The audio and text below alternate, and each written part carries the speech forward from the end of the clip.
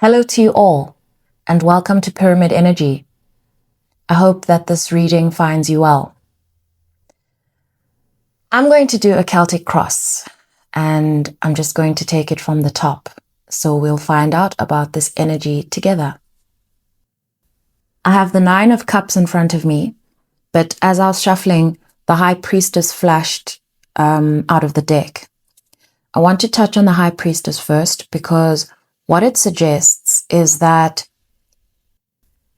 there is something hidden from your view. It's something that you know that's coming to the surface. Okay, so it's not beyond you.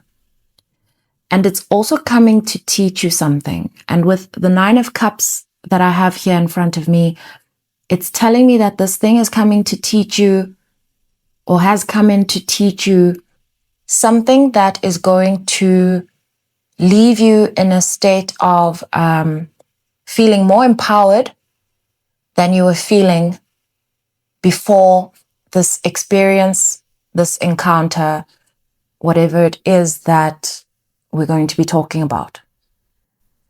What I'm getting here is that this is information that it feels like it's below the surface. Okay? Like I said, it's here to empower you, but it's suggesting that something has been in your blind spot, something disempowering.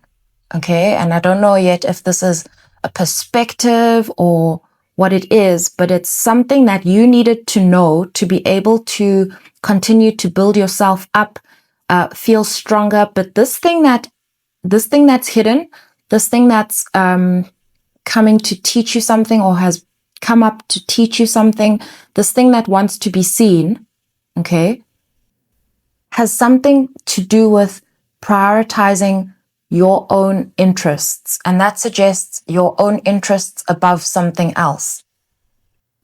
This has got to do with something that only you can change, and it's also something that you need to change, and so it's been in your blind spot, and so you haven't been aware that this thing is affecting you, and it's something that you need to change in order to turn certain things in your life around, to see certain things in your life materialize.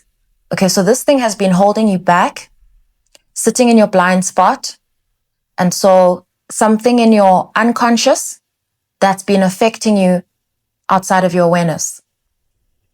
I'm looking at this card, and I'm seeing it in a way I have not looked at it before. Do you see the way this cloth is draped over the table? This man is facing this way, so he's got his back to this draping, which looks like almost, when you there's a stage and the curtains are down. It almost looks like the curtains of a stage. Okay, and so that suggests that something is hidden behind this curtain. On top of that, it is somewhat in his blind spot because it's behind him. He's got all these cards stacked over this, and so he assumes everything's fine, but there's something hidden from his view. And so these 9 cups are speaking to me about his progress. However, there's a sense that, especially with the High Priestess, that there's something behind this curtain, hidden from his view, that he needs to bring into his awareness to make sure that these cups that he's stacked here are actually stable. And what's crossing you is the Tower. And earlier I mentioned that, I don't know if this is a change of perspective. This is something that is difficult for you to change your perspective on, okay, because I've got it as crossing you. And so it's something possibly that you don't want to see, something that you have not been aware that it affects you. And how it's coming across is something that has an effect that has gone almost, not just undetected, but let's say, whatever event this is, okay, has had a major impact on you, and it's come to bring to your awareness where this style of thinking or this perspective has been affecting you little by little in various ways. Okay, so it's gone undetected, but now this Tower that you're dealing with here, this experience has come to teach you how to shift your perspective on this thing that is in your blind spot that is affecting you It's affecting you in little bits here and there, but it's affecting your general progress. And it's important. In a sense, it's as if all these cups that are being stacked, all his progress seems fine. Everything appears okay. He has no need to turn around. However, he will find out what's been going on behind this curtain as soon as something, someone, someplace or something just comes and whips this curtain down, okay? And so it all sounds very dramatic. Please don't force anything in this message to apply. It either sort of does or doesn't, or can be taken as, I suppose, wisdom for self-development, but please don't force it. This event feels dramatic, even though what I'm getting is that even though it was not meant to feel dramatic, okay? And so what I'm getting from that is that it was not meant to feel dramatic because of your perspective. Your perspective is what allowed it to feel dramatic. You approached this thing, or you are approaching this thing with a perspective that is disempowering. How does a perspective become disempowering? Okay, it becomes disempowering when our own power is put outside of us. Okay, this is perspective. So where the power lies, if you see something outside of you and it has the power, okay, that means you're disempowering yourself. And what I want to align here in terms of understanding my words is that I'm not saying that you have control over things outside of you. What I'm saying is that you may have, in this case, inherited a sense of power over something that is not yours to have power over. So you wanting to have power over something you have no power over is removing your power from you into that other thing. And so this is either due to the absence of acceptance that is not under your control. It's something that feels beyond your control. However, you have placed yourself in the position of control. So this is very, it may sound circular. It's actually not. It is because I keep talking about where the power is sitting. Okay. What I want you to focus on is where you've removed your own power, where you feel powerless. And in that item, situation, whatever it is, where you feel powerless, have you not perhaps assumed power over something that is not yours to have power over? This message started coming through me last week. It was not front of mind. It was like almost like a channeled message coming in that I was waiting for clarity on. And it felt like a processing of grief over all the things that you cannot change. Okay, so this is a matter of acceptance.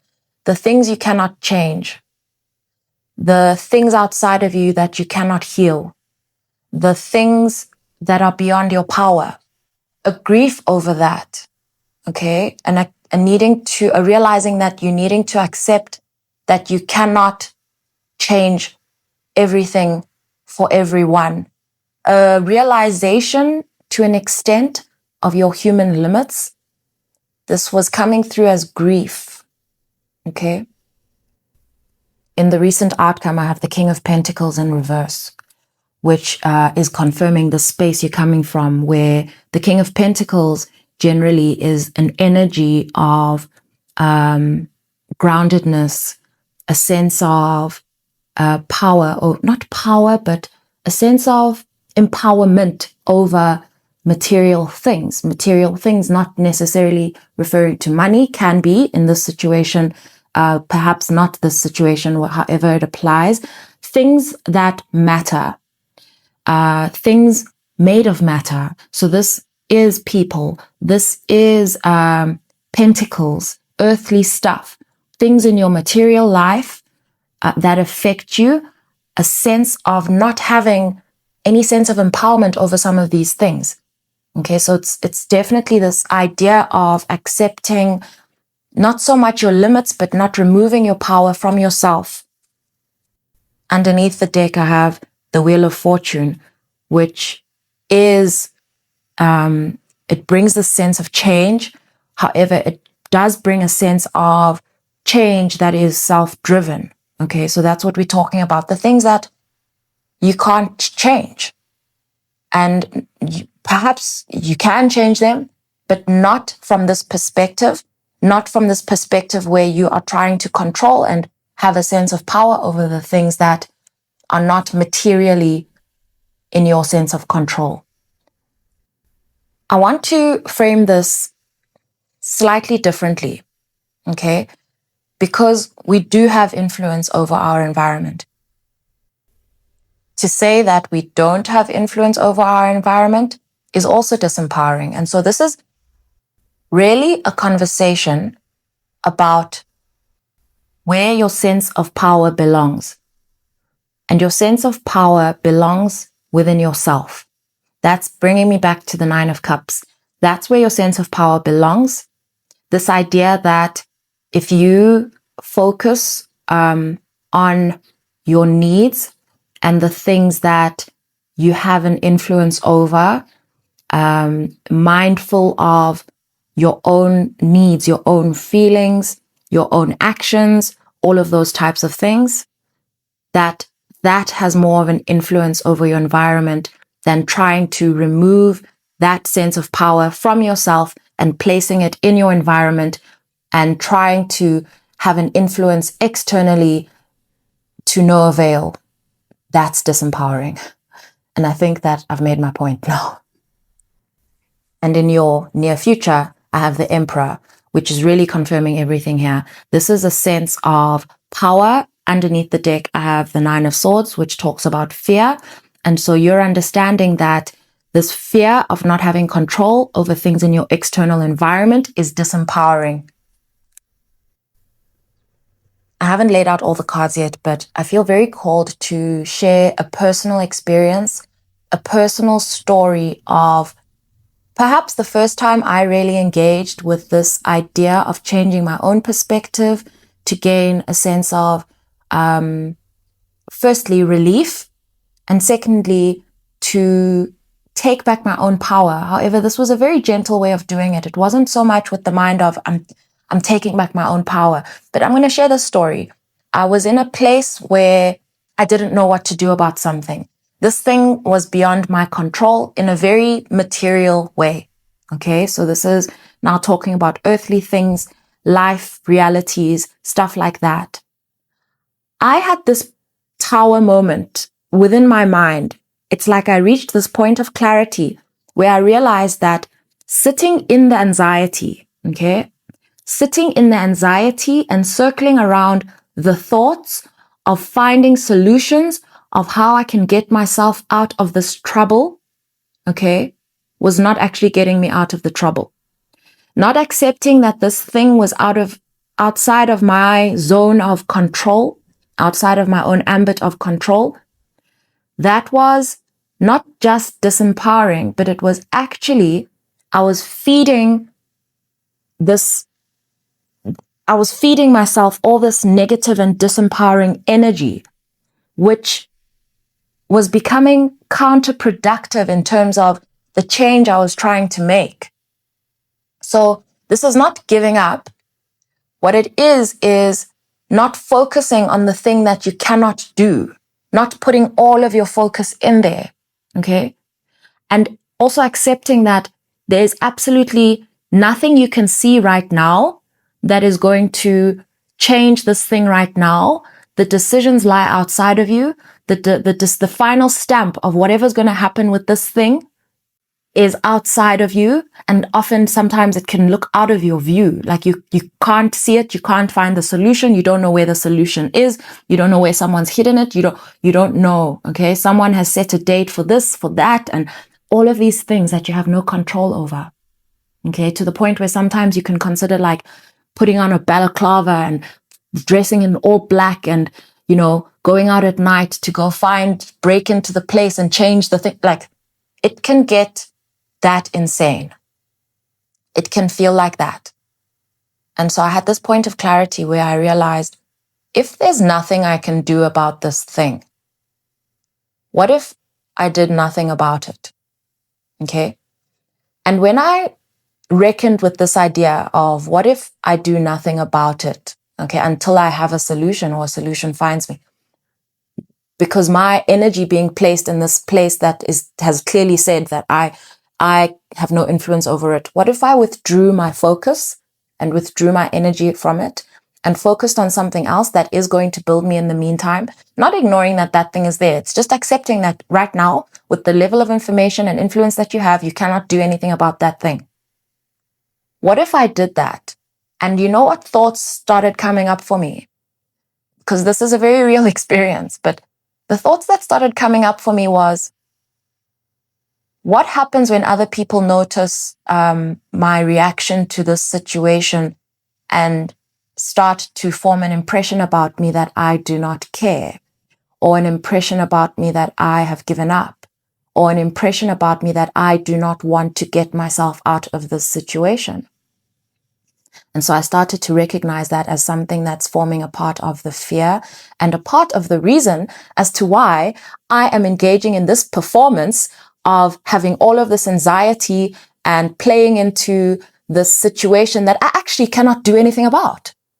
And so I realized that a lot of it was actually becoming, it was actually in reality, a lot of it was performative. I hope this is not, I don't want to actually even say that. I almost said, I hope this is not triggering you. I hope this lands in the way that it is intended to land. Let me rather put it that way.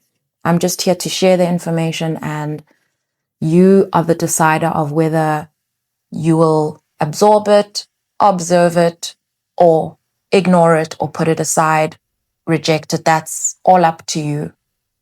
But I recognize that a lot of the reason why we overthink, overperform in areas that are outside of our control are because we are expected to do that. We are expected to show up to the occasion where panic is expected, okay? Where disappointment is expected. We are expected, by this paradigm at least, to perform accordingly when decisions are made that are meant to, I suppose, land as punishment towards us, penalties towards us. It looks like we don't care. We look, is the word obstinate? I looked it up and it says, yes, stubbornly, okay, or refusing to change one's opinion or chosen course of action despite attempts to persuade one to do so. Okay, so society, the world, the environment, sometimes these things are not said and they are projected. Sometimes they have expectations of us to perform in a certain way, to change our behavior, to panic, to get into the situation, when actually the most empowering thing is to return to yourself and accept the things that you cannot change. This brings you peace in the moment, because that's what prevailed over me.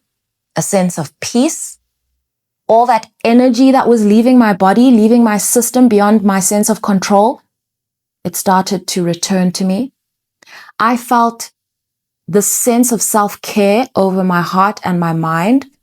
Okay. It's what we call mercy. Okay. I believe this is what we call mercy. To stop punishing yourself for the things that you cannot change. I had to take a moment there to gather myself. It's hard to say whether these were my own emotions or the reaction to my words from your energy. I believe it's both, because I'm already feeling that sense of mercy on myself in terms of the grief that I mentioned that I was processing last week that wasn't quite like clear it wasn't totally clear to me. And so there are certainly things within your environment that you are inheriting not just responsibility, but power over, that you actually don't have that power. And when I say you don't have that power, I'm saying not from the perspective that you're sitting at. Okay? The only power that you'd have over that thing that's external, that thing that you know about, is it lies internally. It lies internally and it sits in your perspective. I believe that this is the difference. I don't know if I want to say difference or nuance between action and acceptance. You know, when you take action, you know which action to take. When there is no action to take, what you're needing to do is embrace acceptance. Acceptance of the situation. Not acceptance that it will remain the same. Acceptance over the absence of power that you have, the absence of influence that you have over it. And I have 211177 on the clock, which is saying to me, 21 being the world, this is saying that whatever this matter is then now has the space and the opportunity and the absence of resistance to begin to resolve itself without your intervention and without your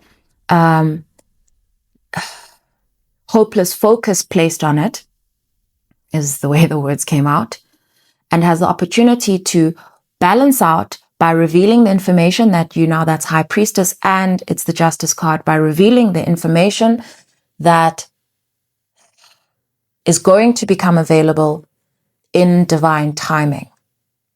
And so that is actually how we're meant to deal with and handle things beyond our control, is to not wait, but accept that there is no action to be taken, release that sense of control, which is creating resistance on the matter's conclusion, have mercy on yourself, and allow these revelations to come through, solutions to come through, divine intervention to come through in the timing that they're due in. At the top of mind, this is what's front of mind. The top of your mind here, I've got the devil, which for me is all of the things that remove you from that frequency of self-empowerment, of love, all of these things that leave you feeling disempowered. Look at how these two people are naked. I must remember to blur that out. Look at the chains that are binding them, all of these things. And it has me thinking about this, the confusion that this can cause, and this confusion that can actually affect a lot of other things that are going well in the rest of your life. And so this is where your energy then goes in this mindset. And throughout this reading, I keep hearing the serenity prayer. And so what I'll do is that I will post it at the end of this video. I think we all know it, but it's really about accepting the things we cannot change and having the power to know the difference. You know what's strange is that I said the power to know the difference when it's actually the wisdom to know the difference. But I think that I believe the word power came out because that's where your power lies. Your power actually lies in your serenity, not in your confusion, not in trying to change all the things you can't change. It's knowing when to take action and when to accept that there is no action to be taken by you. As I was shuffling for the card for your subconscious, instead of I kept hearing below the, and I was looking for the word subconscious and I heard below the belt. I looked it up, and below the belt means disregarding the rules, unfair. And so when, let's say you strike someone below the belt or hit them below the belt, it's as if you've got their Achilles, it's their weakest point. And so what I'm getting is that this powerlessness, this thing that you've left going on in your mindset and your perspective is unfair to you. It is what actually makes you feel weak and powerless. Okay? And I want to go back to what I said earlier, because this is obviously a more major event that you've encountered. But this mindset, this is not just one occasion. And this message came through earlier. This is not just one occasion and one behavior playing out in one occasion. It is something that has been playing out little by little across your life and is affecting your progress. And so the reason why this event has taken place in your life, or this experience is taking place in your life, is to show it to you clearly so that you have clarity around where you are behaving according to this energy across various spheres of your life, so you can take your power back there.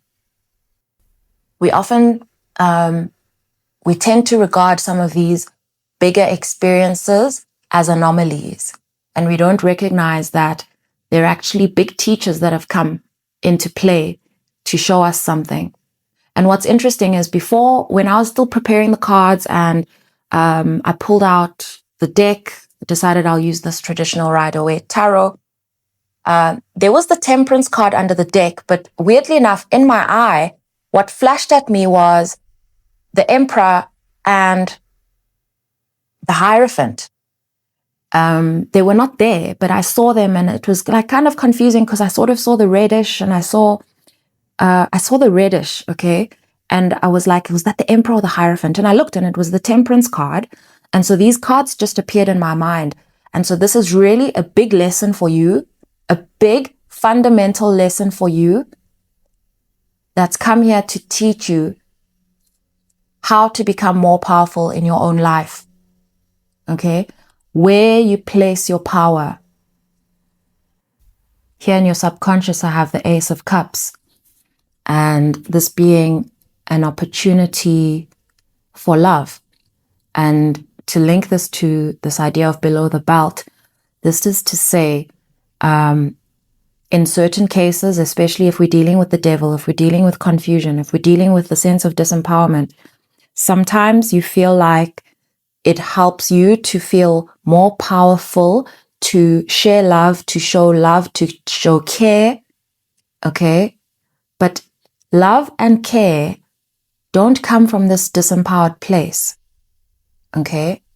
When you are in a state of self-love and self-care, that is when you can share your love, share your compassion. But as soon as you cross over the line and start turning this idea of care and love into something that can, will, or must change something, that's no longer love. That's now powerlessness. That's fear. And so what I'm hearing here is that you need to take care as you take care. That story that I told earlier, I'm going to give it more context. I feel like this will be useful. That situation in particular, where I learned that reaction for the first time, was after trying to find a job for really long. I kept trying to find a job. I'd get called to interviews. They'd go like so well. They'd go over the time. We'd enjoy the conversation. I had the skills. The opportunity was there. And then I just wouldn't get a call back. It was starting to eat away at my confidence. And I started to accept that I don't really want that job. At the time, I didn't have the perspective to be able to see that the reason why I wasn't getting the job was because I didn't want it. So I had not reached that level of, myself where I could see that. So instead, it was eating up my confidence. Okay. And I was spending all this energy trying to do all this stuff. One day I decided to stop looking. I figured my CVs that's a resume. My CV is out there. Wherever it's meant to land, it will land there. They'll call me. I'm not going to go forcing doors down and searching anymore. They will call me. If it's meant for me, I'll get a call back. Also, calling them and following up, that almost reduces your chances of getting the job. Okay. In terms of my understanding, because then you look desperate, blah, blah, blah, blah. obviously to my environment and my people that support me, I thought, they never said it, but I thought I would have been looking like I've given up, like I don't care, all of those things. And I started realizing, well, I'm going to rather spend my time differently while I wait. Okay. And so I stopped waiting for that. And that's pretty much when I started this journey. Not necessarily pyramid energy, but it's when I gave myself, I wasn't working, so I had a lot of time. Money wasn't such a huge issue at the time. It was going to become an issue very quickly. And so that's why I started panicking. But it opened this whole other world for me until I really, really accepted that, okay, if they call me for a job, I'll go out of a sense of responsibility and I will perform.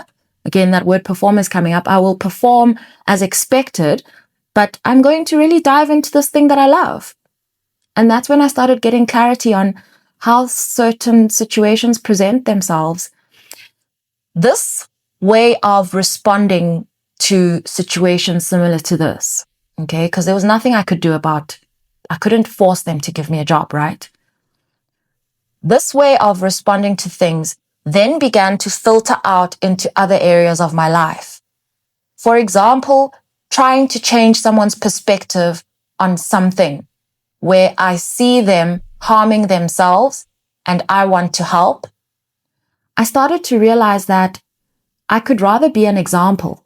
I could rather behave in a way and care for myself in a way that shows them how I believe certain things should be handled. I would also stop feeding their cycle of behaving in that way by entertaining it, okay? And by not performing in a way that validates, let's say, their behavior. Sometimes I would wonder to myself, do I look like I don't care? And then I realized, no, how I look makes no difference. How I look makes no difference. In fact, to look like I care is to feed the monster.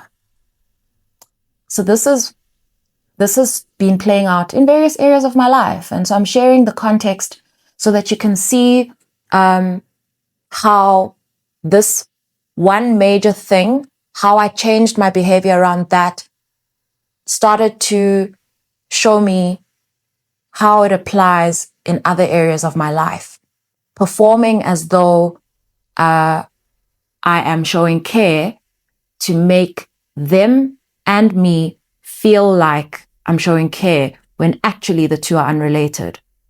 They correlate because they're happening at the same time and they both have the facade of care, but that is not real care. That is very much a misconception around what care is and should look like.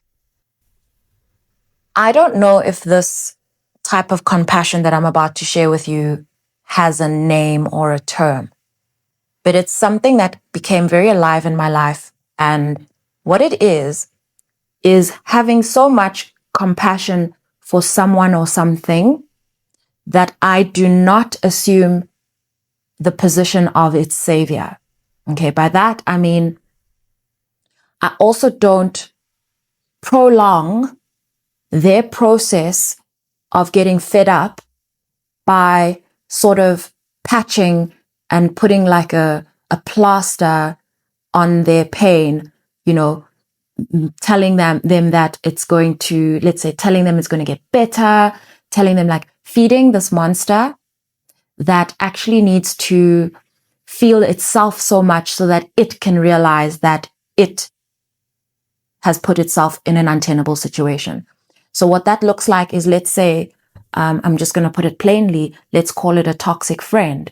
That friend loves you, you love that friend, but that friend has really toxic behavior and you stick around, and every time they behave badly, let's say towards you, you stick around, or every time they do something to themselves that's not good for them. I really seriously believe in letting them run their own fuse down. Let them run their fuse completely out, total depletion, so that they can get to that point themselves. I know that point is possible because I have been at that point. And to have people in my life that feed me with the energy that allows me to stay in that state of suffering for longer becomes more harmful. And so we end up achieving the same result in less time when I don't stick around for it. Sometimes even that doesn't work. And in cases where that doesn't work, I'm then relieved that I showed myself the mercy and didn't stick around for it and deplete myself, because then we're both no good. I don't know what that's called. I'm sure there's a term for it out there, but I needed to share it. In your advice, I have the Justice card, which came up earlier when I mentioned the number 11, and I said Justice and I said High Priestess. This is about truth and the scale, okay? So he or she is holding this sword of truth, and there's the scales of balance in the other hand, and it's to say to allow the truth to bring balance to the situation. Okay, so not any facade of the truth or any performance of the truth, just the truth itself. Is it true that if you place your energy and your sense of power in that place, that it will change it? And I do. I've got the Wheel of Fortune under the deck again. I have a major confirmation in your surrounding factors. There's the World again. And this is about closing this cycle of your life. This is a major lesson. This is a major obstacle that's been playing out in various areas of your life that is now being brought into conclusion. That is the reason why this experience has come into your life, your view, and it's ready to come to a close. Okay, that's why this is all taking place. It's ready to come to a close. I have the Chariot underneath the deck. This is speaking to me, number 7, about divine timing. All 3 of these cards, very interesting. I remember the numbers that I showed. I'm going to show them on the screen again. I showed them earlier. It was 21, 11, and 77. And here we have the 11 has come out in Justice. We have 21 that's come out in the World. And I've got number 7 that's come out in the Chariot. And so things in your life are ready to get moving. They're ready to get moving, but this behavior has been playing out little by little in different places. So you haven't been able to sort of smell the shift in the smell of the room. You weren't quite picking up on it. Maybe you sort of sniffed around now and then to see if this thing is there within yourself, within your own behavior and your reactions and the way you've been putting your power. But now this major event has actually come out to clean it out everywhere. Everywhere. In the area of what you want the most and fear the most, I have the Knight of Wands and the 8 of Swords for clarity. These cards together tell me that you do want to get out of your head about this matter. You want resolution from this matter and quick resolution. Okay, this is that desperation.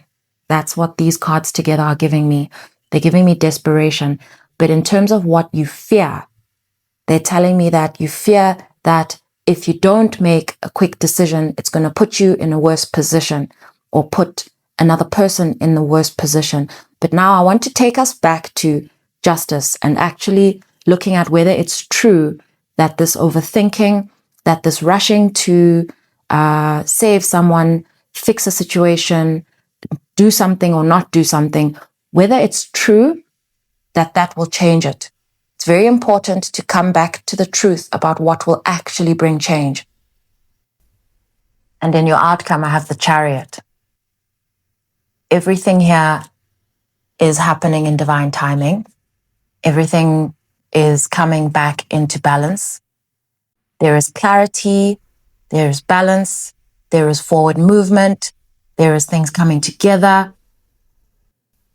In a sense, you've been unshackled. You've been set free. Before I opened this container, I set an intention, and that intention was to deliver a message that would be empowering, a message that would bring peace. And I hope that this message has done that for you. I also want to share that on this channel, if there's more content that you want or you want to explore, If you go to my homepage, the one of Pyramid Energy, there'll be a For You section that pops up. Those videos are the ones that the algorithm believes would appeal to you. So all of my videos have got some kind of a view on the front, on the thumbnail, on what the video is about. And so you can explore those because they're all timeless. And so even if I'm not addressing, let's say, something that you need now, you can try those. I sometimes wonder how that will work because my voice has changed quite a lot over this journey. And so if even my voice doesn't resonate with you in those videos, then don't listen. Please continue to listen through resonance. There's also all of the videos that I've put on my Patreon. Those are also timeless and have previews and information on the original video that they come from, if that applies. Should you wish to support the channel and can, I've left details in the description box below on how. I appreciate each and every one of you, all of you, and what you bring. Sending you all so much love.